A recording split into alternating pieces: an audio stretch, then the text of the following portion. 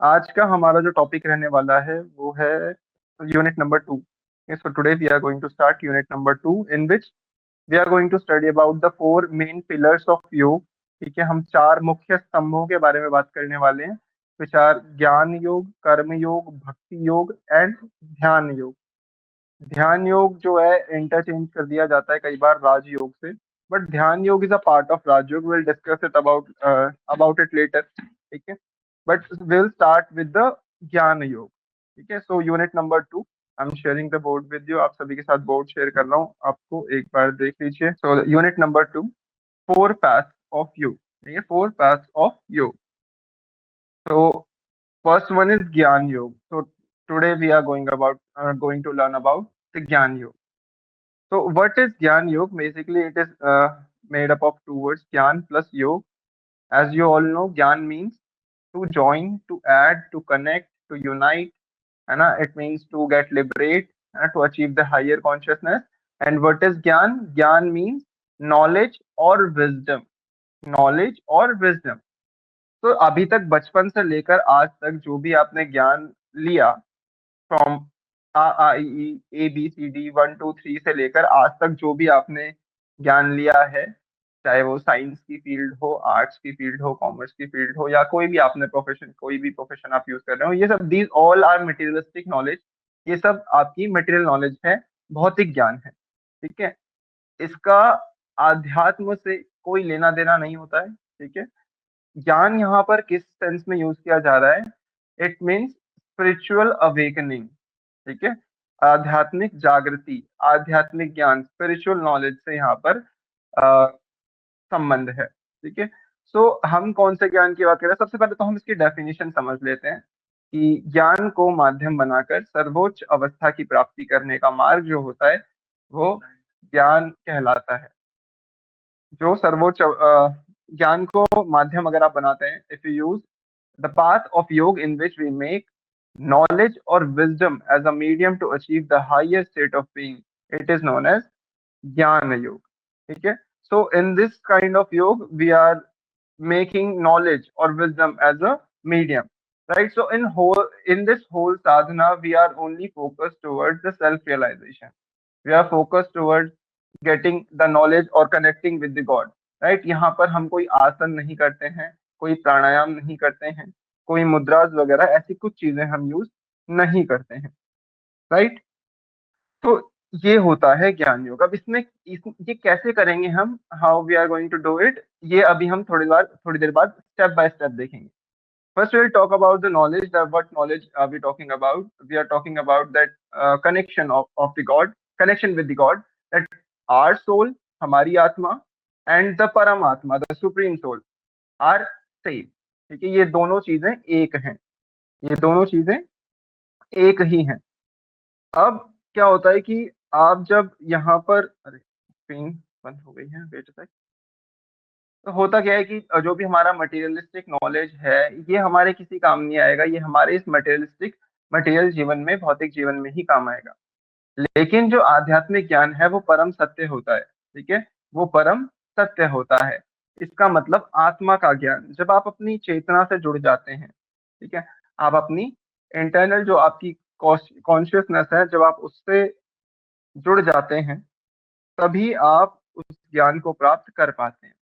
तो it is like कि हमारी आत्मा क्या है, ठीक है, हम कौन हैं, who are we, and what is the objective, what is the aim for which we are here. ठीक है, who is God, what is this universe, and how it is working, and how can we get free from this cycle of birth and death, ठीक है, and then rebirth. This kind of knowledge is ज्ञान। ठीक है, this kind of knowledge is ज्ञान। So there is a proper path, ठीक है, there is a proper path to achieve that knowledge. Okay, there is a proper path to achieve that knowledge. Wait a sec. तो there is a proper path, है ना, कि आप कैसे ज्ञान योग को अचीव करेंगे। तो उसको हम कहते हैं साधना, प्रैक्टिस। ठीक है, साधना। So how what is the proper sadhana to get to achieve that knowledge, to achieve the self realization? So here we have 7 steps. We have 7 steps: Vivek, वैराग्य, षट संपत्ति, मुमुक्षुत्व, Shravan, Manan, and Nididhyasan. These are the 7 steps, out of which the first 4 are known as Bahirang Sadhan or external sources. देखिए Bahirang Sadhan और external sources. And the last 3, Shravan, Manan, and Nididhyasan. These are known as Antarang Sadhan or internal sources. ठीक है? So internal and external are like हम अगर first floor से if we are going from first to second floor and if there are 10 stairs or 5 stairs in between, so the first 2 or 3 will be external sources and we have to step up on these initially, and then the final one will be internal because it is close to second floor. Same, these 3 steps are more close to the self realization, that's why they are known as Antarang Sadhan, internal sources. They are close to the aim. And here, the first 4 sadhanas, these are like preparatory practices. Okay? These are preparatory practices. So we have to follow them initially. First, we need to follow Vairagya, Vivek, Vairagya, Shat Sampatti, and Mumuksha. So that's why they are Bahirang. They are external sources. So just like if we are going at a place, okay, if we are going at a place, then first we need to cross its main gate and then the other gate, secondary gate, right? अगर आप किसी घर के अंदर जाते हैं पहले एक मेन गेट क्रॉस करते हैं, देन उसके बाद लॉन आता है, लॉन के बाद फिर आपको सेकंड गेट क्रॉस करना होता है, तब आप किसी घर के अंदर पहुंचते हैं, राइट? सेम है यहाँ पर भी. So here is the proper sadhana: Vivek, Vairagya, Shat Sampatti, Mumukshut, the first 4, and then Shravan, Manan, Nididhyasan, the other 3 steps. तो फर्स्ट, अब इसके बारे में समझते हैं, ठीक है? तो first is viveka. First is viveka. Viveka means to be patient, है ना? थोड़ा धैर्य से काम लेना, सही गलत का फैसला जो कर सके, है ना? तो अब विवेक क्या होता है? First we need to achieve the viveka. We should develop an ability inside us to distinguish between right and wrong, everlasting and never lasting. ठीक है? अगर आप सही और गलत का फैसला लेने के सक्षम हैं, आपको पता है कि सही क्या है और गलत क्या है, सत्य क्या है, what is the truth and which is not right, है ना? गलत क्या है. तो अगर आप इन सब चीजों के बीच में डिफरेंशिएट कर सकते हो, आपके अंदर पेशेंस है, तो आपने पहला स्टेप अचीव कर लिया है विवेक, जो कि सबके अंदर नहीं होता. क्योंकि vivek means to remain still and stable in each and every situation. ठीक है? अब हम मनुष्य जो होते हैं, जो ह्यूमन बींग्स हैं, अलग अलग सिचुएशंस के अकॉर्डिंग उनकी जो सही और गलत की परिभाषा है वो बदलती रहती है ना? किसी सिचुएशन में आपको कोई चीज सही लगेगी, तो किसी अदर सिचुएशन में आपको कोई दूसरी चीज सही लगेगी, राइट? तो हमारी परिभाषा सही गलत की बदलती रहती है. तो विवेक पहला स्टेप ही काफी भारी है, काफी डिफिकल्ट है to achieve, but if you are able to achieve this, then you are prepared for the next step, right? तो पहले first we need to achieve Vivek, then the second step is वैराग्य. अब दूसरे step वैराग्य की तरफ आपको बढ़ना है. What is वैराग्य? In simple terms, it means detachment. It means detachment, right? So to get detached from all the materialistic things is known as vairagya.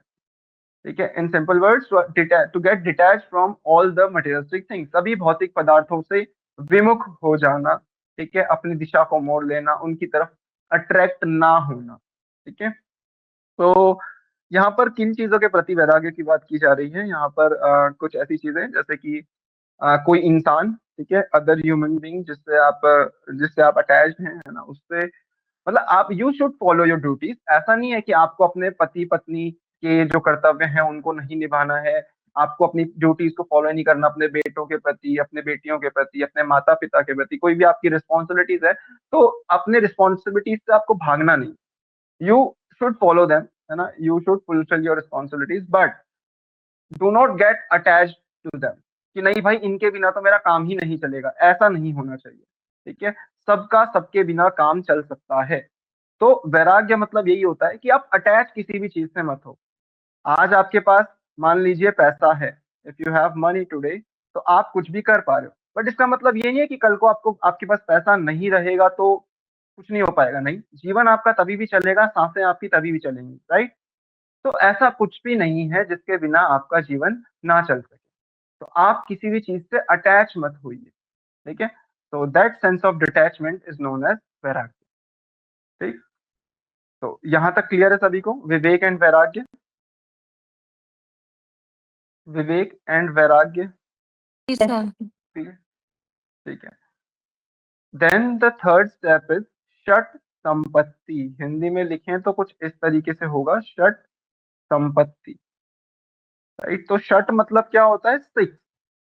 षट मतलब six. So these are six treasures of virtue. Six treasures of virtue. या फिर आप इसको six types of wealth भी कह सकते हो, ठीक है, सिक्स टाइप्स ऑफ वेल्थ। तो ये षट संपत्ति आपके पास होनी चाहिए। तो if you have achieved vivek, if you have done vairagya from all the materialistic things, then you need to follow these shat sampatti, six wealth, then you need to have them. First is sham, second dam, third titiksha, then uparati, shraddha and samadhan. So shaman means to eliminate, to eliminate. Daman means to suppress. Titiksha, ability to tolerate or tolerance. ठीक है। Uparati, uparati means not doing your 100%, ठीक है। And Shraddha means faith. समाधान means solution, ठीक है। ये तो English के टर्म्स हो गए आपके लिए, ठीक है। अब इसका मतलब समझते हैं। तो शमन और दमन, they both are always said together and always done together, ठीक है। ये हमेशा साथ में बोले भी जाते हैं और करे भी जाते हैं। कैसे? पर सीक्वेंस में ना, पहले सीक्वेंस में वैसे जब आप लिखते हो तो पहला फर्स्ट शम आता है, बट आप जब करते हो इनको, जब आप इनको एक्चुअल में अप्लाई करते हो, तो फर्स्ट वी डू दमन, ठीक है, फर्स्ट वी डू दमन। तो यहाँ पर दम का मतलब है दमन, ठीक है, दमन। अब पहले क्या होता है, if you want to leave something और if you want to quit something, सबसे पहले आप क्या करते हैं? You suppress, you restrict your senses from that, ठीक है। If you want to quit eating junk food, then first you will control your senses. आप अपनी आंखों को, अपनी जीभ को, अपनी टंग को, अपनी आईज को, अपने कानों को, अपने स्किन को, अपने मन को थोड़ा थोड़ा दूर करने की कोशिश करोगे, right. First you will control them, you will restrict them, then after a after a period of time you will be able to eliminate it from your mind। तब आप अपने मन से भी उसको निकाल दोगे। तो आपने देखा होगा क्या होता है, आपका जैसे जंक फूड खाने का मन करता है, सबसे पहले क्या कहते हैं कि आपका मन तो बहुत कर रहा है ना, मन तो कर रहा है, और लेकिन आप क्या कर रहे हो? अपनी जीभ को, अपने हाथों को आपने रोक रखा है, आप उनको रोक रहे हैं, जबरदस्ती कंट्रोल कर रहे हैं। दैट इज दमन, ठीक है। जब आपने उसको बाह्य निग्रह किया, यानी जबरदस्ती दबाया उस इच्छा को, तो वो है दमन। when you are suppressing your desires, that is daman, but when you eliminate it from everywhere, that is shaman, जब आप अपने मन से ही उसको छोड़ दो, ठीक है। तो पहले तो मन कर रहा था आपका जंक फूड खाने का, लेकिन एक टाइम के बाद, मान लीजिए 20 दिन, 21 दिन, 30 दिन, 40 दिन, है ना, इसके बाद आपका क्या हुआ? आपने मन से ही उस चीज को छोड़ दिया, अब आपका मन ही नहीं कर रहा खाने का। ऐसे ही अगर आप कोई अल्कोहल कंजम्पशन करता है, कोई व्यक्ति, किसी को बोलो कि भाई तुझे दारू छोड़नी है, तुझे ये शराब पीना छोड़ना है, तो वो क्या करता है? पहले वो अपनी इंद्रियों को रोकता है, मन तो बहुत कर रहा होता है अंदर से कि पी लूं, लेकिन क्या होता है? वो इंसान जबरदस्ती अपने आप को रोकता है। फिर एक टाइम के बाद उसका मन ही नहीं करता। तो पहले तो मन कर रहा था, बाद में मन ने भी छोड़ दिया। तो suppressing means Daman and eliminating means शमन। ये दोनों टर्म्स क्लियर हुए? ये दोनों टर्म्स क्लियर है सभी को? शमन and Daman. Sir. Yes, sir, it's clear. Then titiksha. Third one is titiksha. So third type of wealth is titiksha, which means ability to tolerate something. So whenever you are doing all those things, you are doing a sadhana, you are doing practice, then you need to tolerate something, right? It can be a physical pain, or it can be a mental stress, और something like that. कुछ भी चीजें जो आपको रोकती हैं, आपको तकलीफ देती हैं, आपको दुख देती हैं, that creates problems and difficulties, if you are able to tolerate them, then it is titiksha. ठीक है, तो that ability is known as titiksha. Now comes uparati. Uparati means do not try to overindulge yourself in any activity, right? It is a kind of vairagya. It is a kind of vairagya, but vairagya is something broader than uprati. uprati means कि आपने बस over indulgence को रोक के रखा हुआ है, आप अटैच हैं, ठीक है, लेकिन आप किसी भी चीज में ऐसे लगे नहीं हुए। ठीक है, उपरति, रत मतलब किसी चीज में लगे रहना, रत मतलब टू इंडल्ज इन समथिंग। ठीक है, एंड उप मीन्स उसको थोड़ा सा कम कर दीजिए, तो ओवर इंटेलिजेंस को रोक लेना, दैट इज उपरति, है ना। तो ये दोनों टर्म्स क्लियर हुए, तितिक्षा एंड उपरति। Sir, Titiksha, क्या बोले? Can you come again once again? Titiksha means ability to tolerate all those problems and difficulties और पेन और sorrow, these things which holds you back। तो इनको अगर आप टॉलरेट कर सकते हो, if you can control them, if you can tolerate them, that is titiksha. Okay, sir. Right.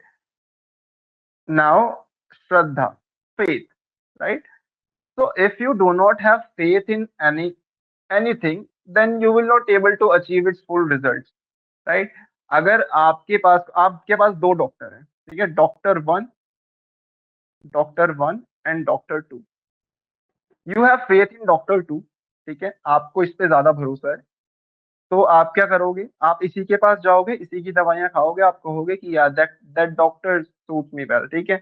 लेकिन लेकिन आप अगर इसके पास जाते हैं, so you do not have faith in in him, so आप क्या करोगे, you do not trust in. तो ये कितनी भी अच्छी दवाई दे दे, कितनी भी अच्छी क्वालिटी की दवाई दे दे, कितनी भी डोसेज बढ़ा दे घटा दे, कुछ भी कर ले, इससे आप ठीक नहीं होंगे। लेकिन अगर आप इस डॉक्टर के पास जाते हैं और इसने आपको एक मीठी गोली दे दी, इसने आपको एक टॉफी भी दे दी, तो भी आप ठीक हो जाएंगे। That's the power of faith. ठीक है, तो shraddha, faith is very very important if you do any kind of thing. अगर आप पूजा पाठ कर रहे हैं, आपको आपको पूजा पाठ, अगर आपको भरोसा ही नहीं है, तो why are you worshipping God, है ना, क्योंकि आपको तो भरोसा ही नहीं है।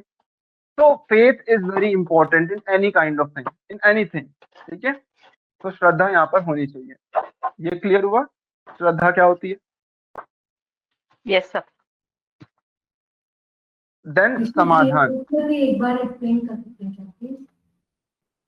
प्रति मतलब होता है किसी भी कार्य में रत ना रहना, किसी भी कार्य में ओवर इंडल्ज ना रहना, मतलब बिल्कुल ही लगे हुए हैं वो ना करना, इसको उपरति कहते हैं।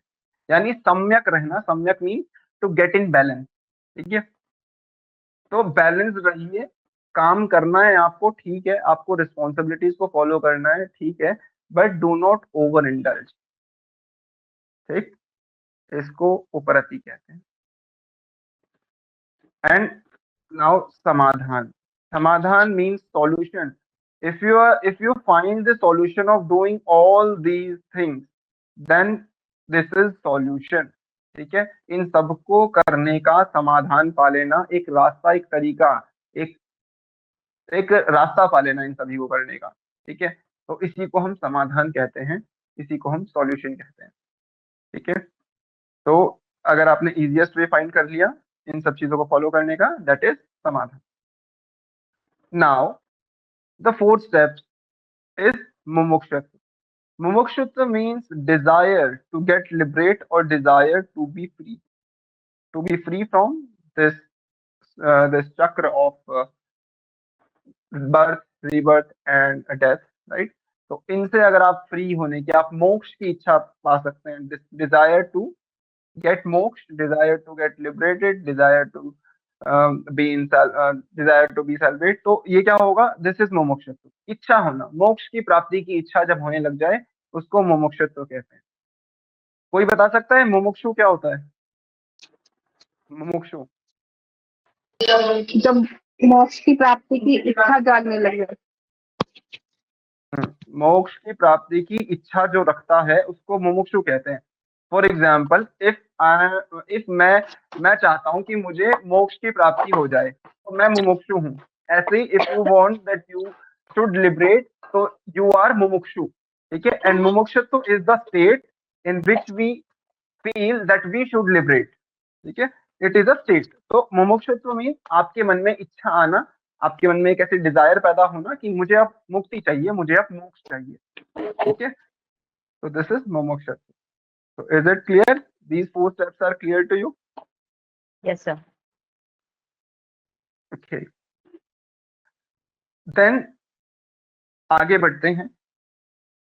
Then comes the internal sources which are Shravan, Manan and Nididhyasana, right? Shravan, Manan and Nididhyasana. So Shravan means to listen, as it is written in this screen. Shravan means to listen. To listen what? Okay. So we need to listen about the spiritual things, about the universal sentences, universal phrases, about the God, about his life, about their stories or something like this, है ना। जो spiritual चीजों को सुनने में सुनना चाहिए, spiritual चीजों को आपको सुनना चाहिए। तो किसके मुंह से? गुरु के मुंह से। जैसे आपने देखा होगा लोग गुरु बनाते हैं अपना, ठीक है। लोग अपना गुरु ढूंढते हैं। तो वो गुरु उन्हें क्या बताता है? वो उन्हें ज्ञान बताता है कि कहाँ है, कैसे है, क्या लिखा है, किसने क्या बोला। तो he aware the students about all those spiritual things, है ना, ऑल दो कॉस्मिक एनर्जी, सबके बारे में वो अवेयर करते हैं। उनको सुनिए। एंड अब जो मेन चीज है सुनने की वो है यूनिवर्सल फ्रेजेस या यूनिवर्सल सेंटेंसेस आप कह सकते हैं, ठीक है। ब्रह्म वाक्य, ब्रह्म वाक्य, इसको हम कहते हैं ब्रह्म वाक्य हिंदी में, ठीक है। तो ब्रह्म वाक्य आपने पहली बार याद सुना तो होगा पहले, लेकिन पता नहीं होगा क्या होता है, इसके बारे में हम बात करेंगे, ठीक है। तो आप ब्रह्म वाक्यों को सुने, दोज यूनिवर्सल सेइंग्स और फ्रेजेस जो ईश्वर के द्वारा ही कहे गए हैं, है ना। वो सारी चीजों को सुनना इज श्रवण। तो जैसे अभी in class, in this session you are listening to me, ठीक है।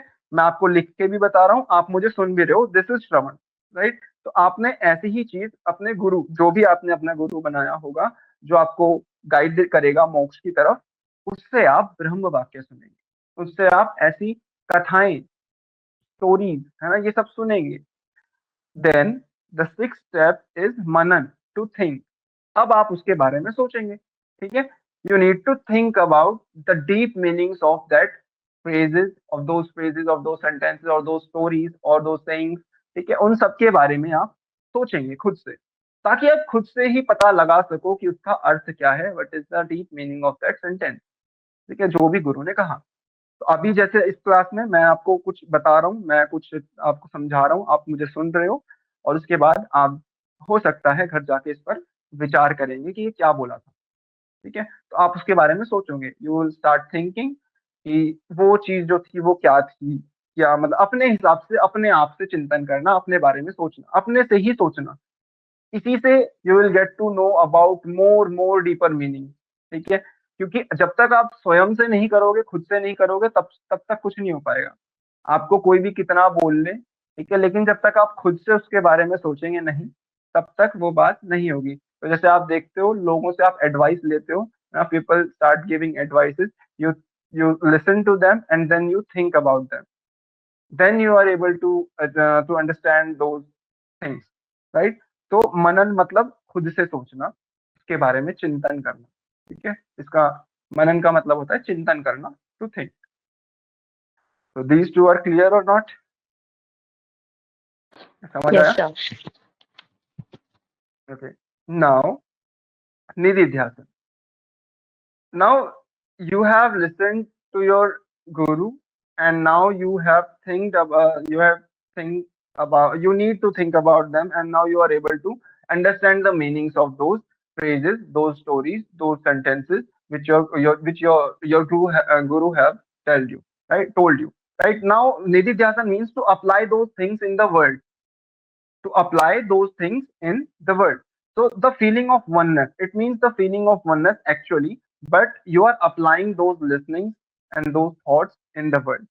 And those thoughts are about the oneness of God and you, the oneness of each and every living being. So as you all know that we have a soul in ourselves, right, in the middle of our body, and each and every living being has that same soul. So if the soul is same, if the source, if the energy is same, so why we differentiate each another? And why we differentiate between all peoples, all animals, birds, trees plants है ना, हम इन सब के बारे में और micro organism हम differentiate करते हैं, बट सबके अंदर एक ही आत्मा है, तो सब एक ही है. That is the feeling of oneness which you need to apply in the world. So if you are able to see that one soul in all the living beings, whether it is animal or it is human, okay, then you have achieved the state of nididhyasa.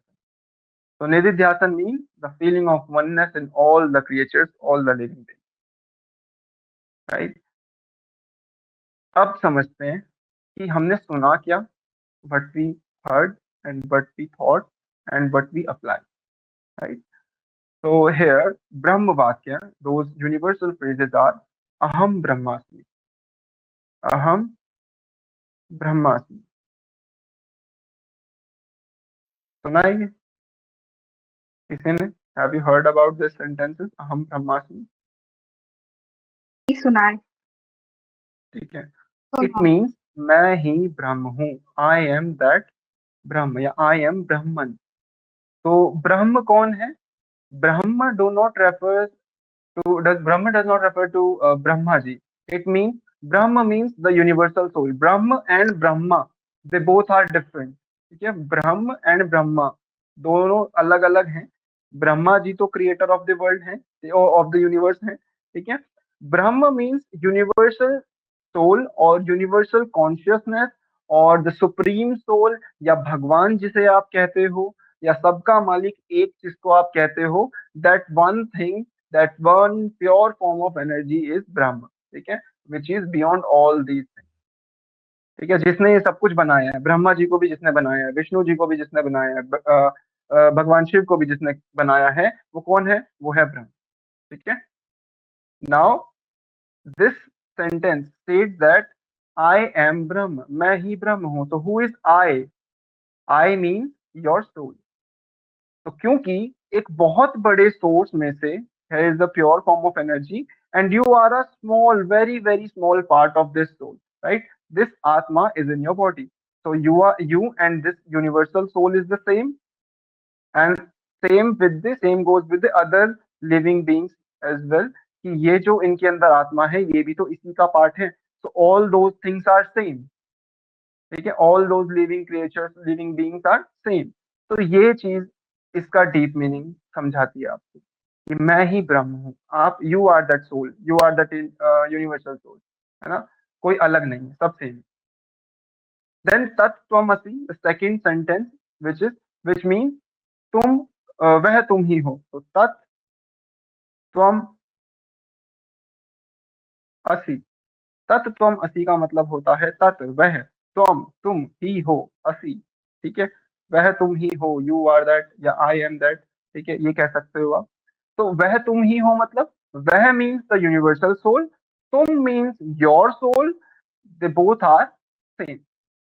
It says that your soul and that universal soul is the same, again same as the मैं ही ब्रह्म हूँ, same वही वह तुम, right? Now third sentence is I am Atma Brahma, yani I am Atma Brahma. So it is I am Atma Brahma, right? I am Atma Brahma, मेरी आत्मा ब्रह्म है या फिर यह आत्मा ब्रह्म है. ठीक है. So this soul, that my soul is Brahma, my soul is same as the universal soul. ठीक है. तो ये भी सेम हो गया, सेम सेंटेंस है. ठीक है. Then the fourth sentence is प्रज्ञानम ब्रह्म, प्रज्ञानम ब्रह्म. ठीक है. प्रज्ञानम ब्रह्म. तो इसमें क्या हो गया? इट मीन कि प्रकट ज्ञान ही ब्रह्म है या फिर प्रज्ञा. प्रज्ञा मीन, प्रज्ञा मतलब ज्ञान. ठीक है. दैट इज ब्रह्म. यानी if you are able to achieve that self realization and if you are able to achieve that true knowledge with this self realization, that is the achievement, that is the achievement you needed your whole life ठीक है, कि आपको ब्रह्म से connect होना था। तो जैसे ही ज्ञान प्राप्त कर लिया, whenever you achieve the knowledge, you connect with the God। ठीक है, वही ब्रह्म से कनेक्ट आप हो जाते हैं। तो प्रकट ज्ञान ही ब्रह्म है। अगर आपने ज्ञान प्राप्त कर लिया तो आपने ब्रह्म को प्राप्त कर लिया, क्योंकि ब्रह्म भी तो ज्ञान स्वरूप है। He is full of knowledge. ठीक है, that universal soul is full of knowledge. When you came in connection with that soul, that universal soul, you get liberate. ठीक है, तो आप वहां पर मोक्ष की प्राप्ति कर लेते हैं। आपको तत्व ज्ञान हो जाता है, सत्य ज्ञान हो जाता है, जिसको आप ट्रू नॉलेज कहते हो। ठीक है, वो सब चीजें हो जाती हैं। तो ये ब्रह्म वाक्यों की एप्लीकेशन आपने कहाँ करनी है? इनकी एप्लीकेशन आपने वर्ल्ड में करनी है, अपनी आंखों से करनी है, सबको एक दृष्टि से देखना है। This is what we call nididhyasan. ठीक है, so these are the 7 steps which you need to follow: Vivek, Vairagya, Shat Sampati, Mumukshatu, then Shravan, Manan, and Nididhyasana. After that, you will able to see yourself with the God, or you will be self-realized. Okay? Rishabh जी, जी, ये जो आपने ब्रह्म class का जो बताया, तो it means कि सभी soul जो है, जिसमें भी है, जिस भी प्राणी में है, वही ब्रह्म है। यही एक लास्ट मीनिंग निकल के आएगा, राइट? सभी क्या है? एक बार दोबारा बताइए। सभी सोल, सभी जो प्राणी है जिसमें सोल है, जो भी कुछ, जैसे हम्म, इंसान है, हाँ हाँ, जानवर है, सभी में जिसमें सोल है, वो सभी जो है ये ब्रह्म है।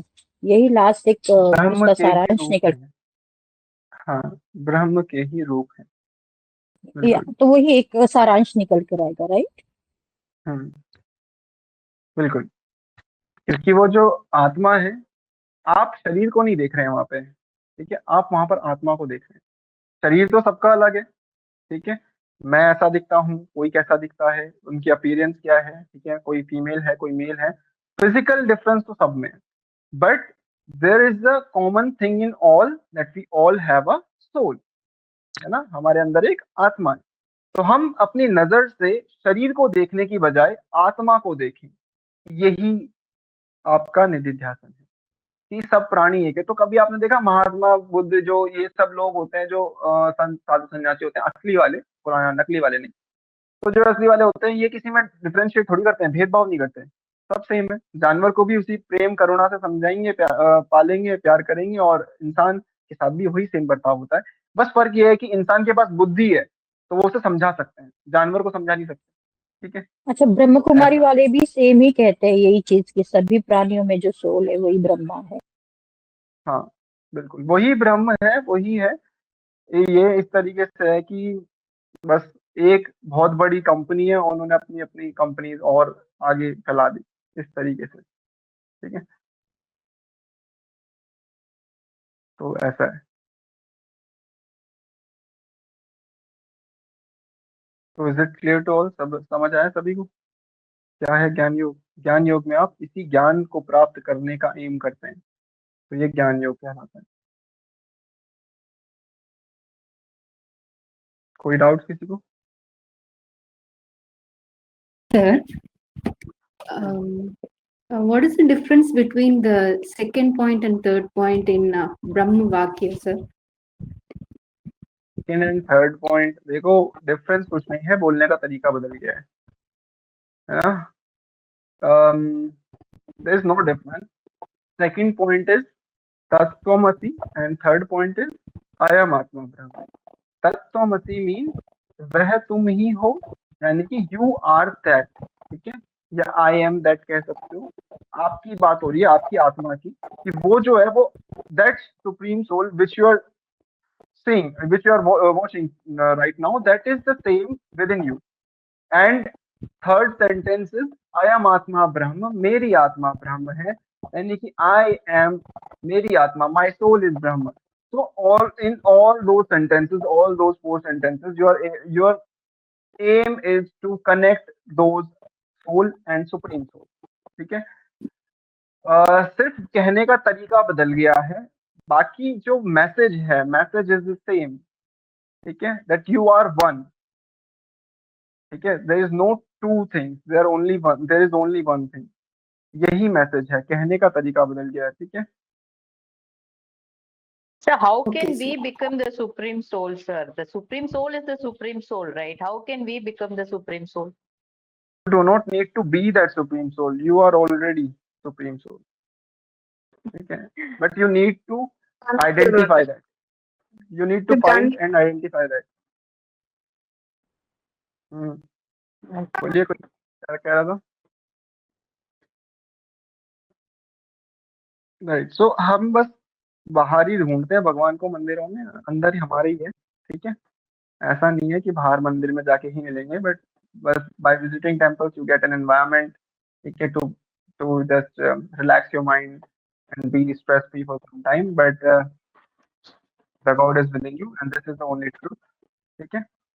यही चीज है, यही सत्य है। इसी सत्य के पीछे लोग घूमते हैं, पता नहीं क्या क्या करते हैं, लेकिन अंतिम सत्य, मतलब सत्य तो यही है कि आपके अंदर ही है सब कुछ, ठीक है। तो ऐसा है।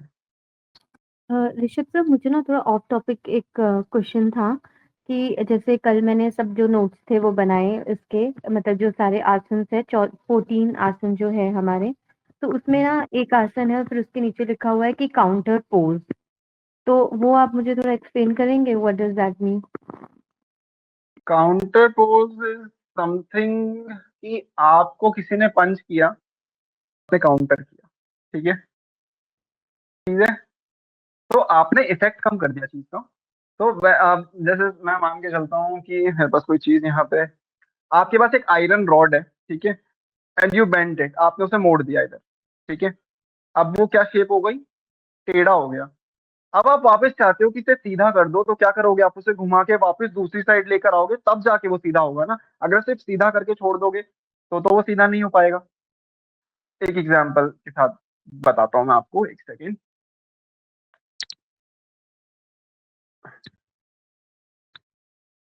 राइट, तो यहाँ पर देखिए एक बार आप, मेरी वीडियो दिखाई दे रही है आपको? जी, अब दिखाई दे रही है। आयरन स्केल है, ठीक है। तो आपने अगर इसे यहाँ ऐसे मोड़ दिया, ठीक है, तो अब ये सीधा नहीं हुआ ना, देखो आगे हल्का सा झुक गया, ठीक है। अभी सीधा नहीं है, पहले सीधा था, अभी आपने इसको तो सीधा हो गया। अब मैं चाहता हूँ कि इसे वापस सीधा कर दूं, तो अगर मैं इसको नॉर्मल सीधा करके छोड़ दूंगा तो क्या सीधा हुआ? नहीं, वैसे ही टेढ़ा है। बट अब मैं क्या करूंगा, इसे ओपोजिट डायरेक्शन में घुमाऊंगा और तब इसको छोड़ूंगा, तो ये सीधा हो जाएगा। ऐसा ही है। Yes yes, got it. Counter pose क्या करते हैं कि whenever you do forward bend then you need to do backward bend, ठीक है। उससे क्या होगा, आपकी स्पाइन आगे जो झुकी थोड़ी देर के लिए, पीछे भी झुकेंगे तो ठीक हो जाएगी, ठीक है। और फिर दूसरी चीज है कि आपने पीछे झुका तो you need to bend forward, ताकि आपकी स्पाइन दोबारा से सीधी हो जाए, प्रॉपर अलाइनमेंट में आ जाए। ऐसे ही जब आप शीर्षासन करते हैं तो आप उल्टा खड़े हो जाते हैं, तो ब्लड फ्लो कहाँ गया, सर की तरफ गया।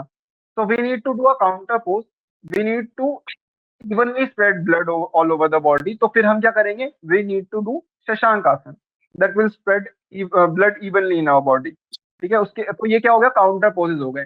शवासन शीर्षासन करने के बाद सीधा खड़े हो जाएंगे तुरंत ही तो चक्कर आने लगेंगे, क्यों? क्योंकि ब्लड फ्लो ऊपर जा रहा है, वो एकदम से नीचे नहीं आ सकता, तो थोड़ा टाइम लगता है, और ज्यादा ब्लड फ्लो होने के कारण हमें थोड़ा सा चक्कर आता है, डिजीनेस होती है, ठीक है। ऐसे ही each and every posture have its counter pose, ठीक है। सबका कुछ ना कुछ काउंटर पोज होता है, ठीक।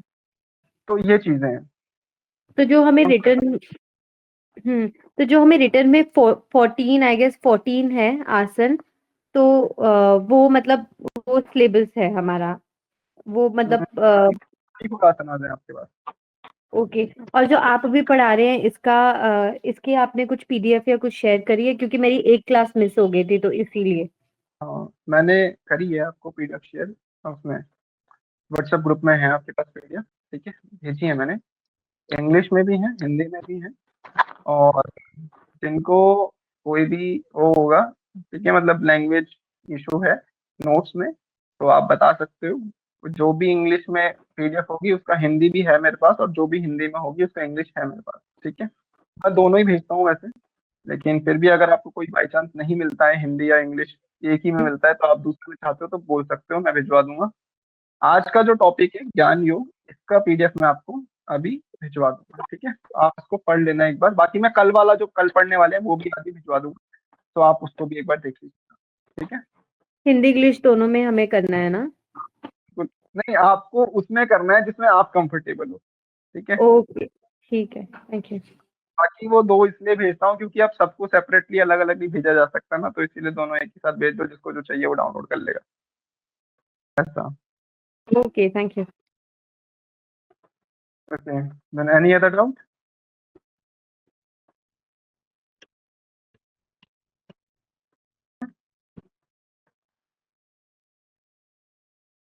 ठीक है, फिर कोई डाउट नहीं है तो दैट्स इट फॉर टुडे। मिलते हैं फिर आपसे कल, तब तक के लिए Hariom and have a nice day सभी को।